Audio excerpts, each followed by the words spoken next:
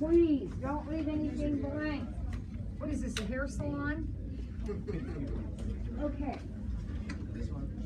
It says review number 2 on it, Charles. Is it 1.1? 1.1 to 1.4, review number 2. All right, so here we go. Then I'm going to turn back your quizzes too.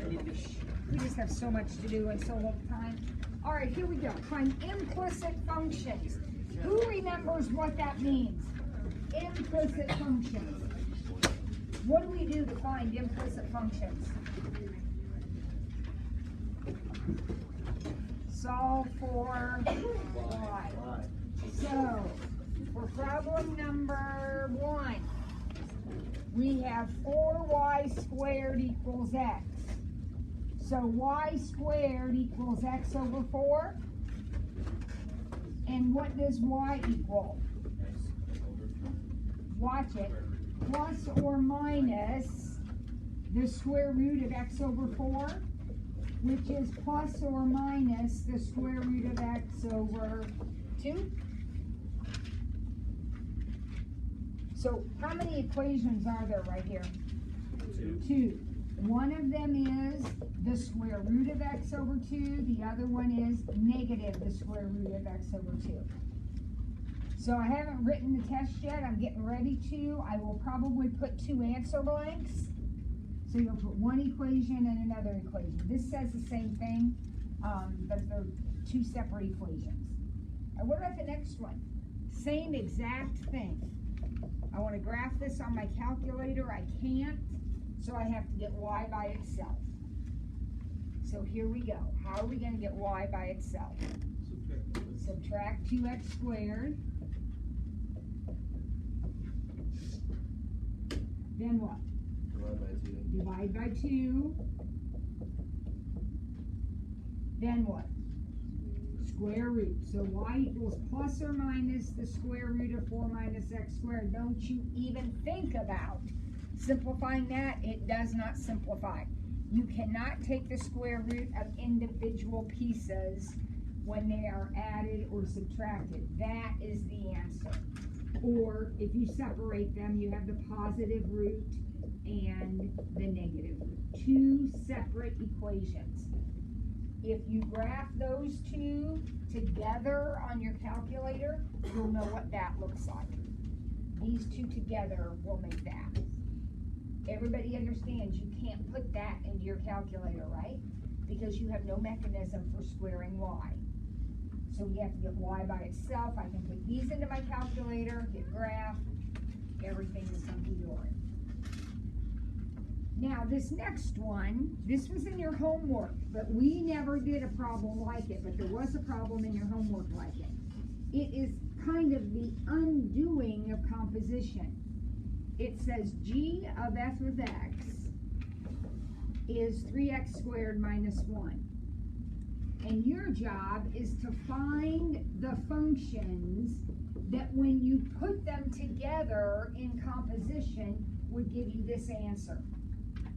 Now, it sounds really complicated, but it's really simple. If you put a number into this thing right here, 3 things will happen to it. First, it will get squared, and then it will get times by 3, and then it will get subtracted by 1. Okay, everybody sees that. So you're going to come up with 2 functions that will together accomplish those 3 things. Okay? If I were allowed 3 functions, then one function could do each thing. One could square, one could times by 3, and one could subtract 1.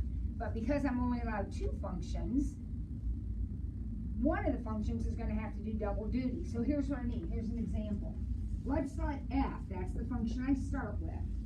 In this composition, I start with f. Let's let f be the function that squares. Okay? So what that means is if you put a number into f, it will square it. Okay? Now what do I need my other function to do then? I need it to multiply by 3 and subtract 1. So it would look like this. It will take a number, whatever you tell it, it will multiply by 3 and subtract 1. Well, if I start with this function, what am I gonna put in here? X squared? So I'm gonna have 3x squared minus 1.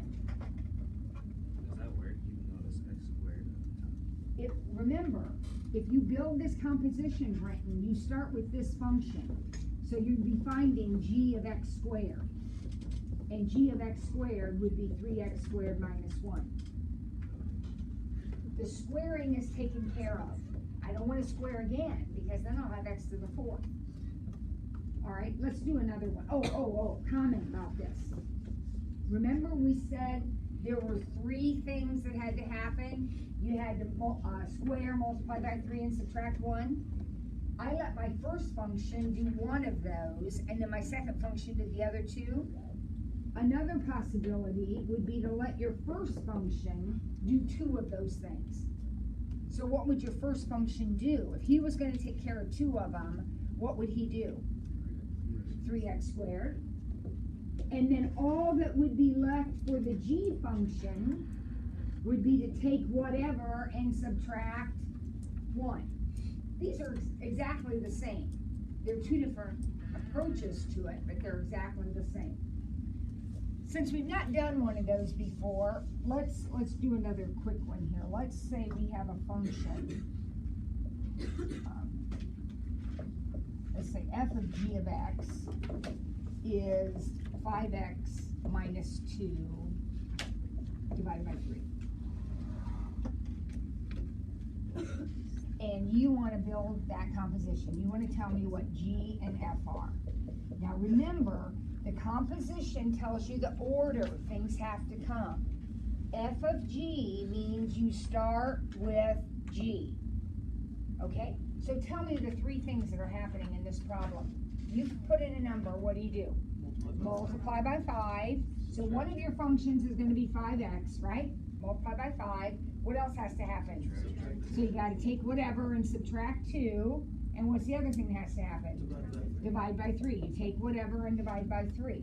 If you had 3 functions, f, g, and h, there they would be. But you only get 2 functions. So you're going to put 2 of those together. It doesn't matter which 2 go together. So let's let the first function just multiply by 5. That's all the first function does, is multiply by 5.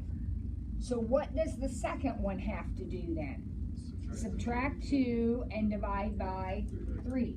So it has to take whatever, subtract 2 and divide by 3. Or we could let the first function do 2 things. If we let the first function do 2 things, what would it do?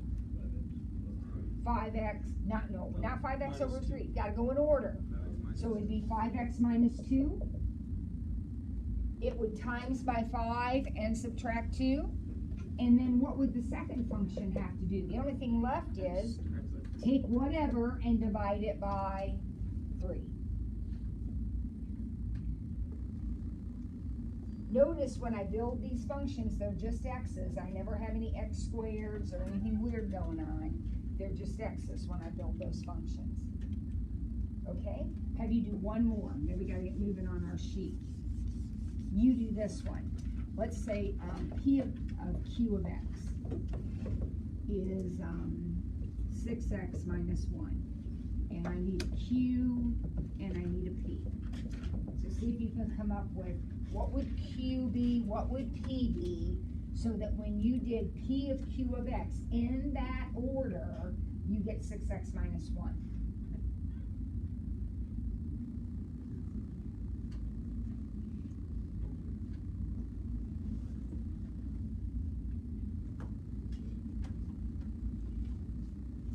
Start with q.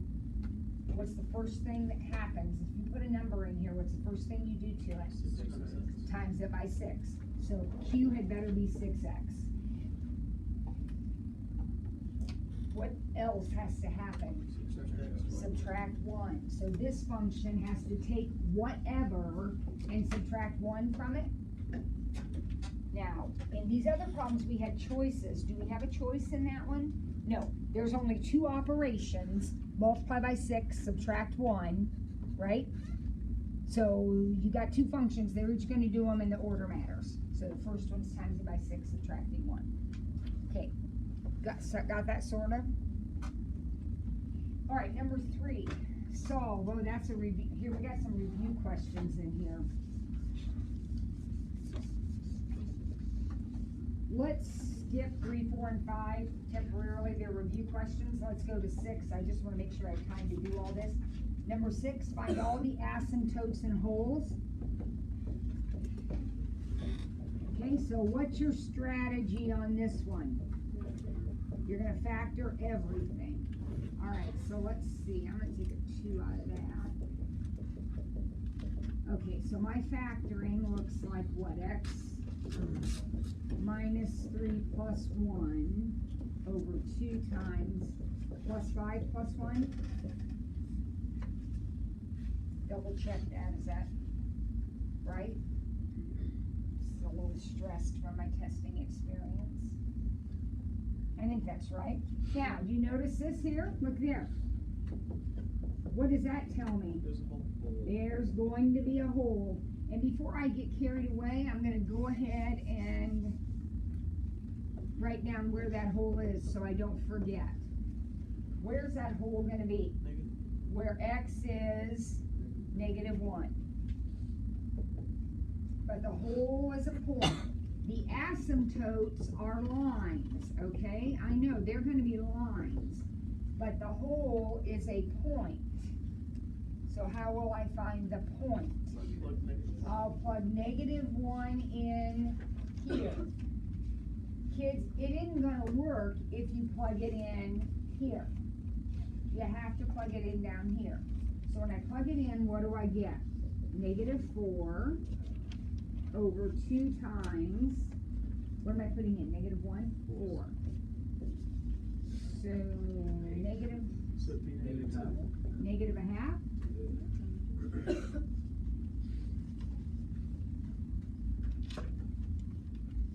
Now look here, vertical asymptote. Do you have one? Yes. You got a variable in the denominator, right? So what's your vertical asymptote? -5. X equals -5. Because why? X can't, the denominator can't be 0. So X can't be -5, and cannot be's are vertical asymptotes. If you cannot be, you're a vertical asymptote. Now, what about horizontal asymptote? You can look here or at the beginning, it doesn't matter. So horizontal asymptote is? No, 1/2. Y equals 1/2. Remember, if the powers match, you got x squared over x squared or x over x, you just compare those coefficients. So you got x squared over 2x squared, that's 1/2. If they don't match, do you remember the rules? So if the one on the bottom is bigger than the top, there's no word. No, if the bottom is bigger, it's 0. The asymptote's at 0. If the bottom is bigger, think of a bottom heavy fraction, like 1 over 1,000, 1 over 1,000,000. If the denominator's bigger, isn't the fraction tiny?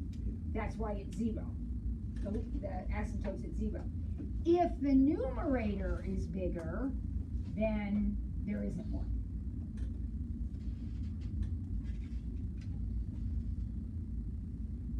Okay, sketch. Y equals 3 minus x squared. What's its domain? Is it bounded? Okay, you should be able to do this.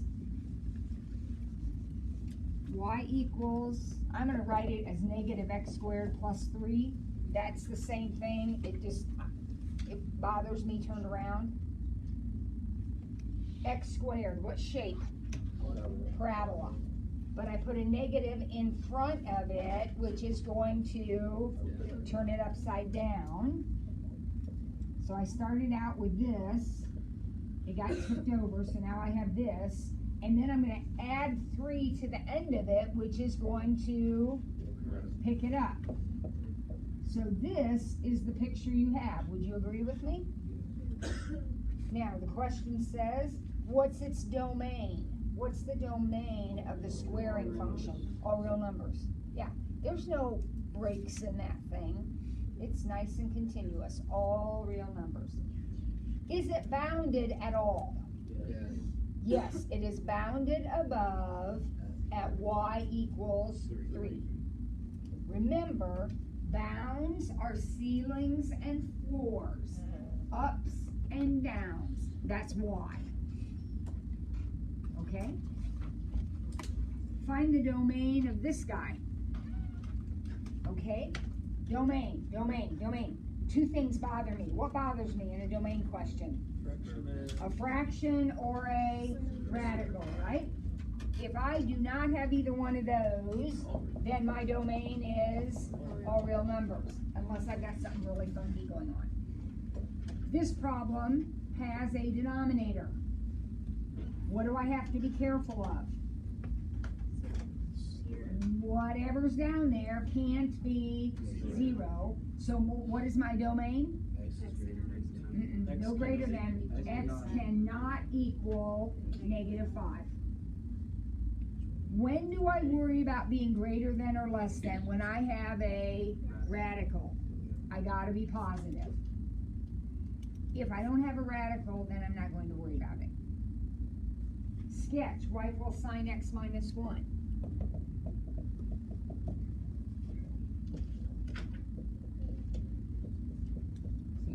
It's time you need to know these labels.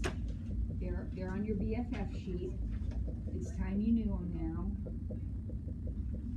Remember, they're the same positive and negative, so you really only have to learn one set.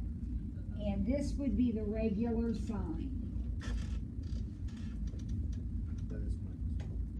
Yeah, I'm just dotting this in so I can use it as my guideline. That's my regular sine curve. Everybody okay with that going through the origin? Now, it says sine minus 1. What's that going to do? It's going to go down. It's going to drop the whole thing down 1. So it's going to look like this.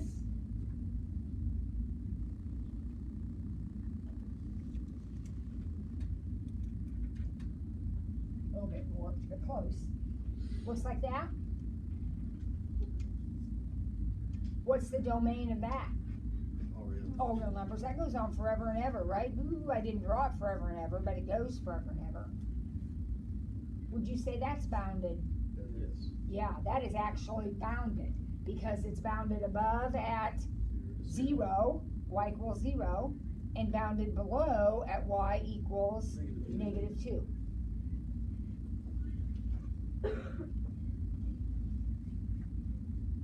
Sketch y equals 1 over x. We didn't make any adjustments. Plain and simple, what's that?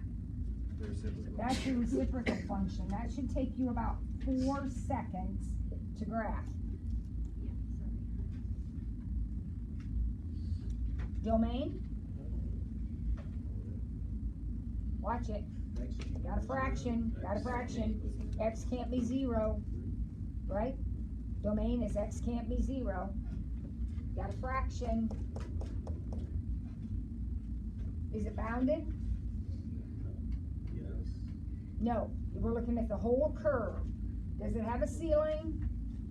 Does it have a floor? Now, if we only looked at one piece of it at a time, Yes. then we could talk about being bounded, right? But if we're looking at the picture. We're looking at the curve itself. It is not bounded. What's the domain of this thing? Well, you have 2 things to worry about. What do you have to worry about? I'm on problem number 11. What do I have to worry about? I have a square root, so I know whatever is under it must be greater than or equal to 0. Right? Which means, if I solve that, x is less than or equal to 4. But I also have a denominator, so x cannot equal 2. Now, if you want to write that in interval notation, you can, but it's perfectly okay to write it that way, as long as you have both pieces. You need both pieces. what you're telling me is pick any x you want that's less than or equal to 4, except 2. It's all an interval notation, but you just take the 2. Yep. Well, you'd go negative infinity to 2, and then 2 to 4. This is number 11. Number 12, what is the range of this function? Well, the best thing to do, I think, with range is to just have a picture of it. So this will be a no calculator problem, so you're gonna have to be able to graph this or visualize it anyway. If you don't graph it, at least see it in your mind. What shape is it? It's a V. But it's got all those numbers in it, so you know it's supposed to be here, but we've moved it, right? So where did we move it? This says we went right 2 and up 1. So now the V is over here on the point 2, 1. Instead of 0, 0, it's at 2, 1. Would you agree with me? Yes. So now you ought to be able to tell me what the range is. That's y's. What are the y's? Greater than or equal to 1. Greater than or equal to 1. 13 is a review problem, so we'll come back to that. 14, what is the difference between a hole and a vertical asymptote? Well, I mean, obviously the hole is graphed as an open circle, and the vertical asymptote is graphed as a line. Okay, so we got that. In terms of how they come about, what's the difference? Well, the hole is like, is where they skip, right? But yes, it's a skip point, not a complete break in the picture. But when we're doing the problem, we know we have a hole when we do a cancel. If something doesn't cancel out, if it stays in the denominator, then it creates a vertical asymptote. That's why they're called non-removable discontinuities. The hole is a removable discontinuity. It will be canceled, removed from the problem. All right, now we have a piecewise function.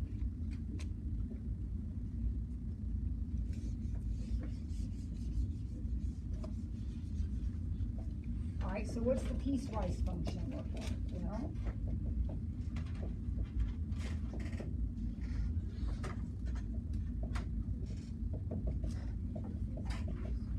Here we go.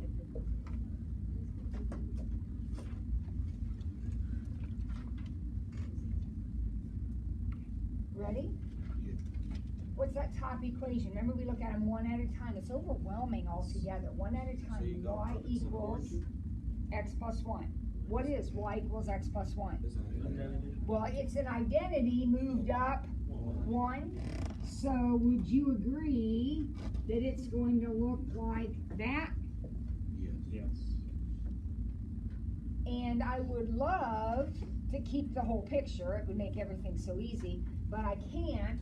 I'm only keeping the part of the picture where x is less than -2. So I got this point right here, right? That's where x is -2. What's the y coordinate there? That's the point -2, what? -1. Good, just plug it in. Plug it in. So that's kind of the break point for this function. Now, do I want to keep the top half of the line or the bottom half of the line? Bottom, because it says less than. So I'm going to erase the top half of the line. Got it.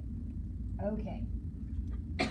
Now, what's the next one? Y equals 5. So you just, it's just That's your horizontal line. 1, 2, 3, 4, 5. So it would look like this if I wanted the whole thing. But what part of that do I want? Just one. Oh, 1 point. I only want the place on that line where x equals -2. That is right here, isn't it? The point -2, 5. I don't want any of this, and I don't want any of that. Does everybody see that? It says x is -2, and y is 5. 1 point. What's that? the parabola. That's a parabola. And let's see, that parabola is gonna look like this, more or less. Now, what part of that parabola do I want? I want to start at -2. Now, what are the coordinates of that point right there? Where x is -2, y is 4. And do I want this piece or do I want all the rest? All the rest. Now, you're thinking, oh my gosh, that's a weird shape. And it is. But it is a function. Because if you pass a vertical line down through, you only hit one time. Even here, because those dots are open, you only hit one time. You only hit at that point. Domain, all real numbers. Range, oh, watch it.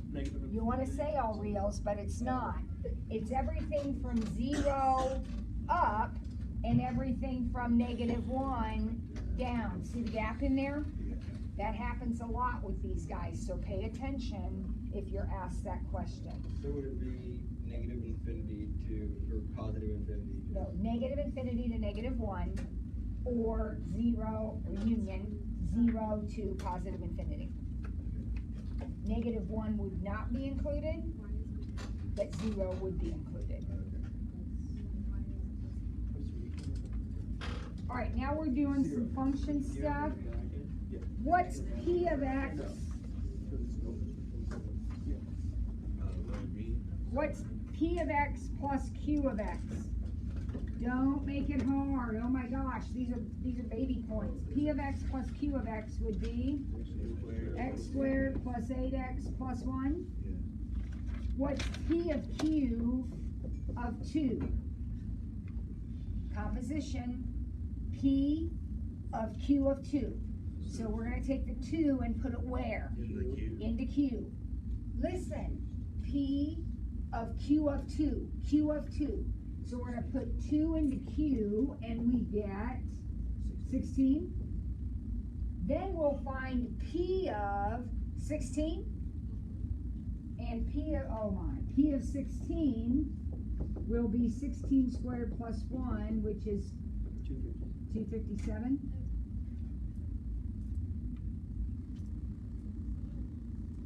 We got P of 9 plus Q of -4. Don't make that hard. Oh my gosh, this is another baby problem. What's P of 9? 82. 82. We just plug 9 into P. What is Q of -4? -32, so the answer to the problem is 50.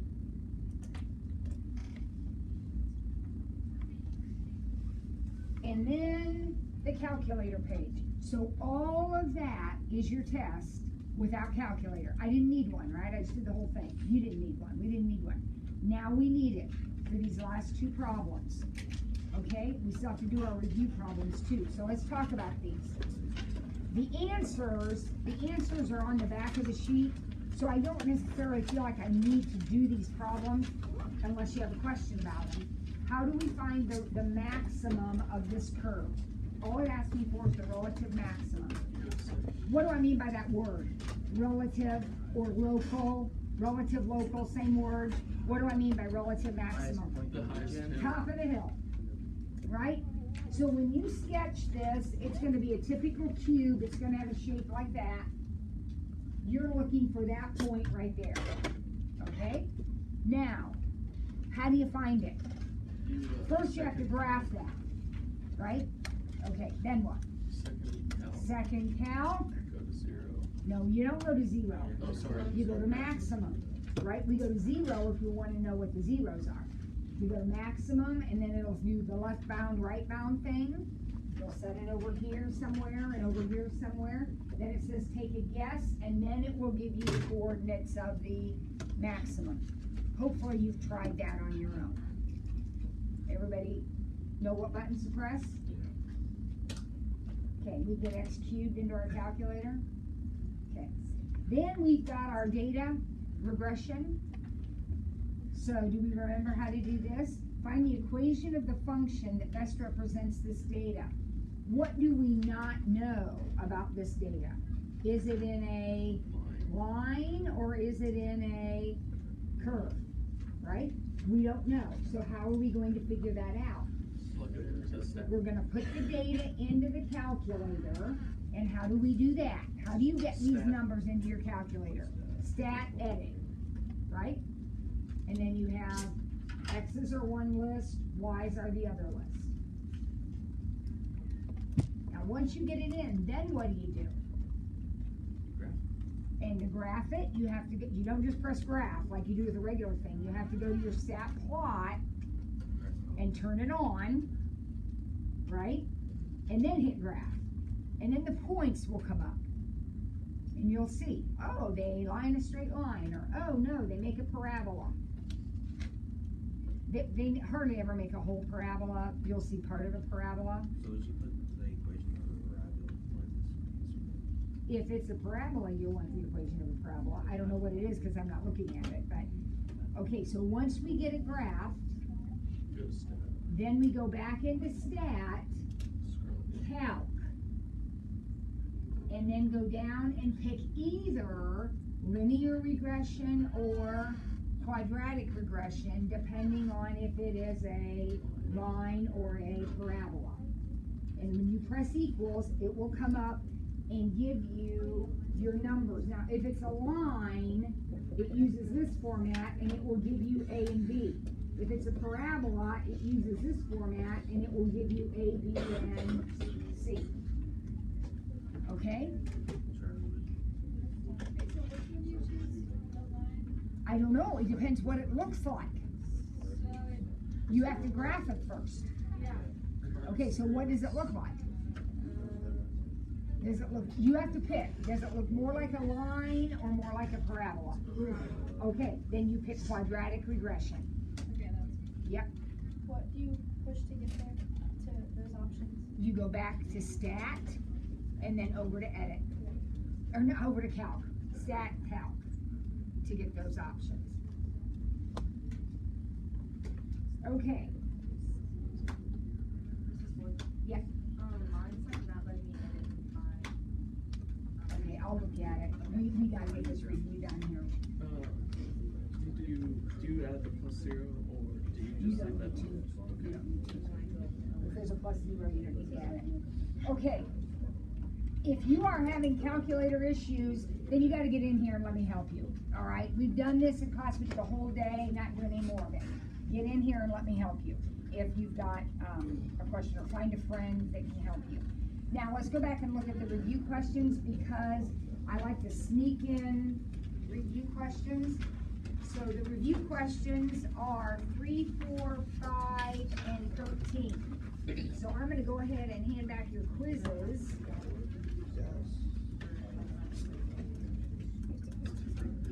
And you're going to have to tell me if you've got a question right into those. So there's Charlie, right here.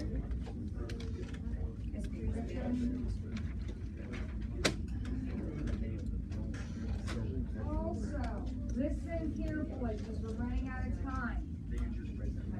We have, there's another review sheet, and I can't remember if I did it with you guys or not. In class, did we do the review sheet? No? Okay, it is on video, so go back and find it. If you want to watch it, you have the sheet, you have the answers. If you want to watch it, you certainly can. Also, I'm getting ready to give you something else that's really handy.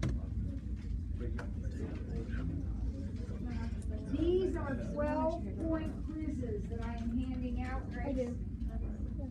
These are 12-point quizzes.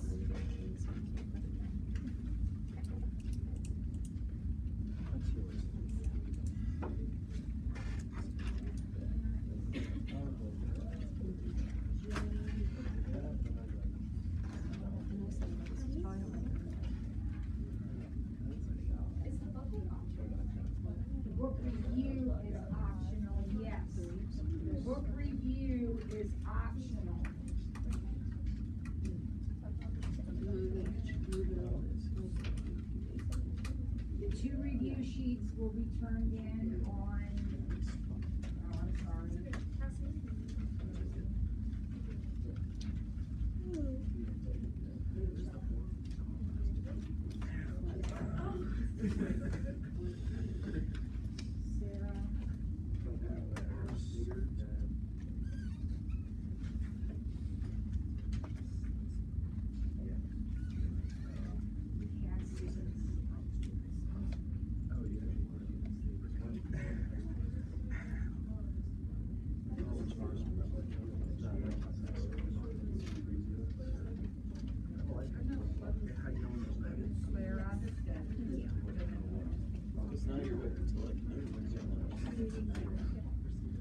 And that's normal for other people, but for us, that's really big.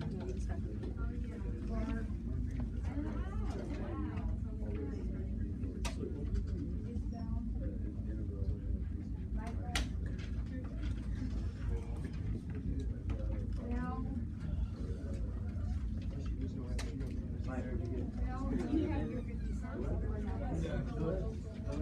And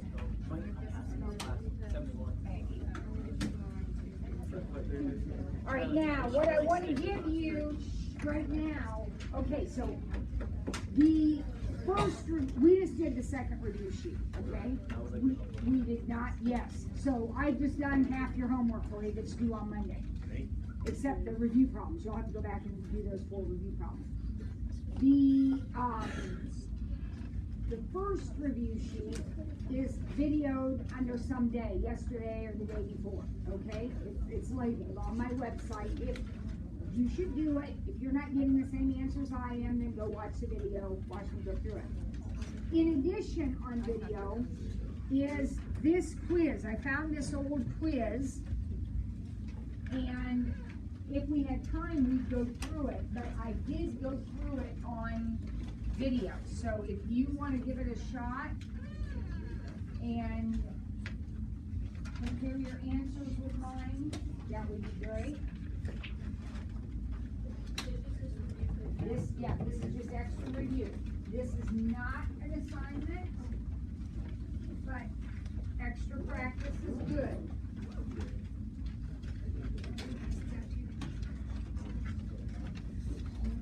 We will have a few minutes before we take our test on Monday, because I think it's a long period. Yeah, so we'll have a few minutes before we take the test, maybe about 15 minutes before we take the test, to any last minute things, okay? All right, quickly, maybe we get a couple of these review problems done. How do you do problem number 3 on the review sheet that we just did? Review number 2, problem number 3 was a review problem. What would you do with that? Yeah, what would you do to solve it? Set it equal to 0, and then if it factors, those numbers don't look too good. So I'll probably, now I wouldn't complete the square because you have to divide by 3. So I'd probably use the quadratic formula. I'm a little partial to the formula. You could complete the square, but it would be hideous fractions. What do you do with number 4, simplifying? All the negatives have to move. And see that first thing that's squared? You got to deal with that, right? And then start combining stuff. So if you have z squared times z to the 4th, that'd be z to the 6th, or whatever. How about number 5? What's your strategy there? Number 5. Yes, I am on review number 2. You would group them. Now, you may have to do that on your test, because could number 5 be part of a problem like number 6? Yeah. So you need to be able to factor by grouping so that you can factor and cancel where necessary. And then number 13 is an absolute value inequality. Personally, I would divide by 5, put a number on the number line, count back and forth, and shade. You might split it up into 2 separate inequalities if that's the way you do it. And anyway, we come up with the same answer. Solutions are worked out on that. All right, okay. That's on Monday. Maggie, would you get the offer? Monday is